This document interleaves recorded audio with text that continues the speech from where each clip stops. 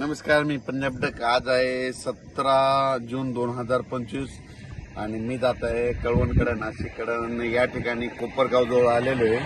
तर पाहू शकता मकाचं पीक उगून आलेलं आहे आणि काही ठिकाणी इतका पाऊस झाला की त्या ठिकाणी म्हणजे वापसा देखील नाही. तर अशी परिस्थिती झालेली आहे आणि काही भागामध्ये पाऊस कमी पडलेला आहे. तर राज्यातल्या सर्व शेतकऱ्यांना सांगितलं होतं की राज्यामध्ये आता म्हणजे 20 तारखेच्या नंतर पावसाचा जोर ओसरणार आहे, म्हणून हा अंदाज लक्षात.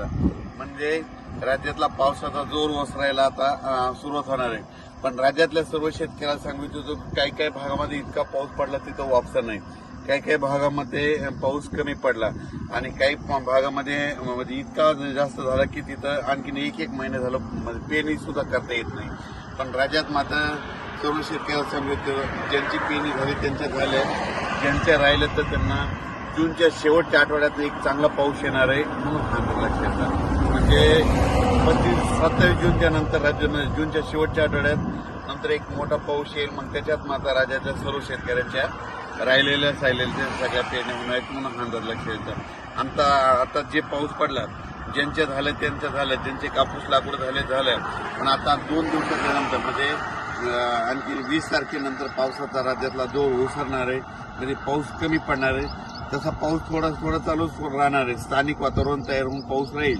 पण राज्यात असा जी इतका मोठा पाऊस पडत होता त्याचा पाऊस आता कमी होणार आहे, म्हणून हा अंदाज लक्षात. आणि पाहू शकता मध्ये इतका पाऊस झाला आता मध्ये की ठीक आहे मका उगून आलेली आणि इतकं पाणी आणखी वापसा देखील नाही, इतका पाऊस आहे.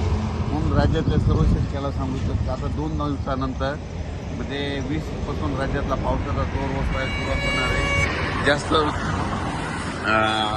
खूप काही म्हणजे आता राज्यात जास्त पडणार नाही. सरी मात्र येत राहतील. म्हणजे आणखीन 2-4 दिवस मध्ये एकदम बंद होणार नाही, पण सरी चालत राहील. भाग बदलत पडणार आहे. आता म्हणजे सर्व दूर पडणार नाही, भाग बदलत तरच पाऊस राहणार आहे, म्हणून हा अंदाज लक्षात. राज्यातल्या सर्व शेतकऱ्याला सांगू इच्छितो याच्यानंतर मग पाऊस असा चांगला मोठा कधी येईल. राज्यात सर्व दूरचा पाऊस आता जूनच्या शेवटच्या आठवड्यात म्हणजे 27 जूनच्या 2 जुलैच्या दरम्यान म्हणजे जूनचा शेवटचा आठवडा